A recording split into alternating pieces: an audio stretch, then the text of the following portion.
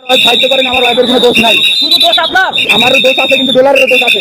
আমি আসামির সাথে কথা বলেছি, আসামি আমাকে বলেছে যে সে নির্দোষ। টেস্ট করতে সব আমার বাপের। আমার বলতো তোমার টাকাও দিন, আমি আসো আমার দ্বারে আসো, কারণ আমার কত আমার বাবা। জি, আমার বাবা বলছে এই টাকা দিছে।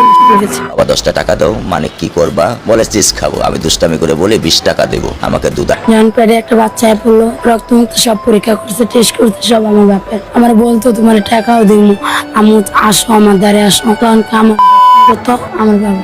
জি, আমার বাবা বলছে এই টাকা দিছে আমার দাদির কাছে। যে বিচার তো চাই, কিন্তু বিচার কেউ করতে পারে না। সে থাকে যে মিরপুরে। একজন বাবার কাছে তার কন্যা সন্তান রাজকন্যার মতো মমতা, ভালোবাসা এবং নিরাপত্তার আশ্রয়স্থল। একটি শিশুর কাছে যেটি কল্পনাতীত, সেটি ঘটেছে তিশার সাথে। আজকে শুনবো তিশার জীবনের সেই নির্মমতার গল্প।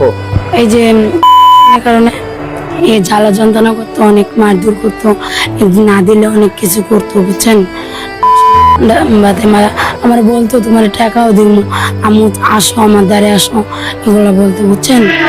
তারপরে আমার আম্মু একদিন বলছে যে হাতে নাতে ধরবো, কিন্তু সে ধরার পরে মারধর করছে। তাহলে তুই তোর মায়া করে নিয়ে বাইরে যাবে, দরকার নেই তোর। তারপরে আমার মা কি করবে, আমার জন্য কি আর 3 বোন নষ্ট হবে, এটা দরকার নেই। তারপরে আমার বাবার বিচার করাইলো, করানোর পর আমার আলাদা করে দিল। আর ওটারে মনে করেন কি, ওটাতে অন্য বাসায় একটা বাসা বাড়িতে আমি দিয়ে দিল। কারণ আমার মা তো অনেক মার লাগে অনেক মন কাঁদে, কারণ পারি না দেখতে বাবার জন্য। কারণ এর জন্য তো আমি তেজযুক্ত হয়ে গেছি। এর জন্য উনি জুয়া খেলতে, ওনার নেশায় একটাই না। আর আমার মার টাকা না দিলে মারধর করতে। আমার মা যে কাজ করতো মানুষের বাসায় বাসায়, প্রথম ঈদের বাড়িতে কাজ করতো, আবার মানুষের বাসায়ও কাজ করতো। আমি আমার 2টা ছোট বোনকে পালতাম, তখন আমার করতো আমার বাবা। মানে আমি তখন বুঝতাম না যে এটা কিরকম করার জন্য। আমি বুঝতে পারি না, এই 7 বছরের কাছাকাছি, মানে 7 বছর শেষ হয়ে যাবে, 8 বছরে পড়বে, তখন থেকে এরকম, বুঝছেন। তারপরে মনে করেন কি, মানে যখন আমার 12 বছর হলো, তখন এরকম। যখন পেটে একটা বাচ্চা পড়লো, তখন আমার মার শুনাইলাম, তখনকে বলে রক্ত মুক্ত সব পরীক্ষা করছে, টেস্ট করতে সব আমার বাপের। মানে এই বাচ্চার, বুঝছেন, বাদে এই বাচ্চাটা ফেলেছি। 12 বছর যখন, তখনকা আমি মানে আমার 13 বছর যখন, তখনকে ঘর থেকে বেরিয়েছি। আর 8 বছর যখন, তখনকে আমি একা একাই বেরিয়ে যেতাম, আমার আবার খুঁজে নিত, বুঝছেন। আর 12 বছর যখন হলো, তখনকার মনে করেন কি আয়সা, আমার যখন মানে ওরকম হয় না, এই জন্য মনে করেন বাদে আমি মারে বললাম, বাদে ওটা পরীক্ষা করলাম, দেখি আমার পেটে বাচ্চা আমার বাবার। জি, আমার বাবা বলছে টাকা দিছে আমার দাদির কাছে। যে বিচার তো চাই, কিন্তু বিচার কেউ করতে পারে না। আমি বিচার চাই তো, আমার এরকম বাবার দরকার নাই। আমি আমার মার সাথে থাকতে পারলে, আমার স্বামীও দরকার নেই, আমার বাবাও দরকার নেই। আমার পোলা ডেলে ভাই আমি অনেক কষ্ট করি না, আমার বাবার কাছে আমি যেতে চাই না। জি, আমার ফ্যামিলির কাছে আমি যেতে চাই, কিন্তু বাবার কাছে যেতে চাই না। আমাকে ছোটবেলা থেকে মারধর করতো, আমি মানুষের কাছে দাঁড়িয়ে থেকে। আপনারা সম্প্রতি শুনেছেন সবাই যে তিনি দেশে আসবেন, আসার পুরো প্রস্তুতি তাদের হচ্ছে। এর মধ্যে তার আশপাশের যেসব নেতারা আছে, জাহাঙ্গীর কবির নানক, তারপরে আরও বেশ কয়েকজনের ফেসবুক পেজে তারা পোস্ট করেছে যে তারা আসার প্রস্তুতি নিচ্ছে।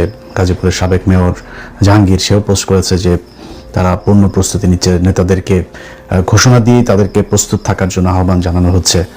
বাংলাদেশে থাকা বেশ কিছু সাংবাদিকও তারাও এই একই ধরনের কথা বলছে, আসবে 6 মাসের মধ্যে, আসবে না। গোলাম ময়লা রনি সে নিজেই করেছে, শেখ হাসিনা আসবে, তবে 6 মাসের মধ্যে না, 6 মাসের পরে আর কি আসছে। তো আমার কাছে বেশ কয়েকজনের সাথে এই বিষয়টা নিয়ে কথা হয়েছে। আমার একজন, আমি নাম বলছি না, যে কোনো একজন খেলোয়াড়, আপনারা হয়তো বুঝে যাবেন, তিনি তার এক ঘনিষ্ঠ একজনের কাছে তিনি বলেছেন যে হঠাৎ করে তিনি আওয়ামী লীগের প্রতি এত মানে প্রকাশ্যে আওয়ামী লীগের কথা বলছেন কেন, যে তিনি আওয়ামী লীগ করেন। আপনারা জানেন যে কে বলেছেন।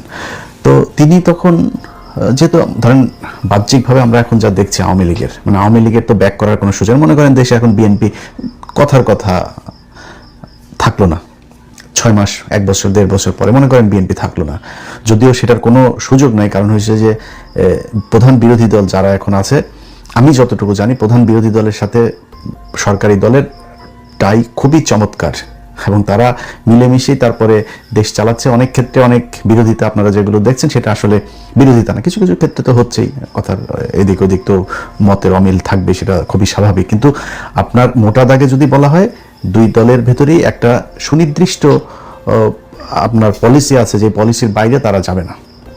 অতএব বিএনপিকে সরানোর সুযোগ প্রধান বিরোধী দল যেহেতু সেটা চায় না, সো অন্য কেউ এসে তারপরে এই মুহূর্তে একটা আন্দোলন করে বা বিশাল কিছু করে তারপরে বিএনপি ক্ষমতা থেকে চলে যাবে, এই সুযোগটা আমার মনে হয় নাই।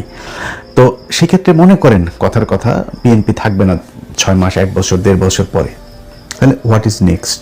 আপনার কি মনে হয় যে এই আওয়ামী লীগ তারপরে ক্ষমতায় আসবে, বিএনপি মনে করেন চলে গেল, বিএনপি বললো যে আমরা আরেকটা নির্বাচন দিব, দেশের অর্থনৈতিক অবস্থা মিলে আমরা খুব একটা ভালো শেপে নাই, আমরা একটা গণভোট দিলাম বা আরেকটা নির্বাচন দিলাম, দিয়ে তারপরে তারা একটা কিছু করলো? অথবা কথার কথা মনে করেন যে সেনা শাসন আসলো, অন্য কিছু আসলো, তারাও যদি এসে আওয়ামী লীগকে এখন ক্ষমতায় বসাইতে চায়, বাংলাদেশের মানুষ কি সেটা মেনে নেবে?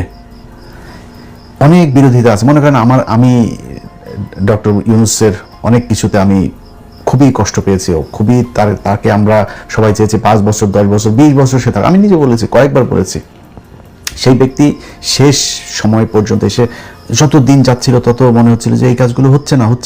ধরেন বিডিআর এর মানুষগুলো এখন পর্যন্ত, সেই বিডিআর এর লোকগুলো জেলখানায় কেন? আলেমদের অনেকে এখন পর্যন্ত জেলখানায় কেন? এই কাজগুলোতে শেষ করে দিয়ে যায় নাই। অতএব এগুলো যত দিন যাচ্ছিল তার প্রতি আমাদের মানে আস্থা তত বেশি সংকট তৈরি হচ্ছিল। তো এই কাজগুলো হচ্ছিল। তারপরেও মনে করেন ডক্টর ইউনূসের সাথে আমি তার পছন্দ করি না এখন, কিন্তু শেখ হাসিনার প্রশ্নে কি ডক্টর ইউনূস আর আমার মধ্যে কোনো পার্থক্য আছে?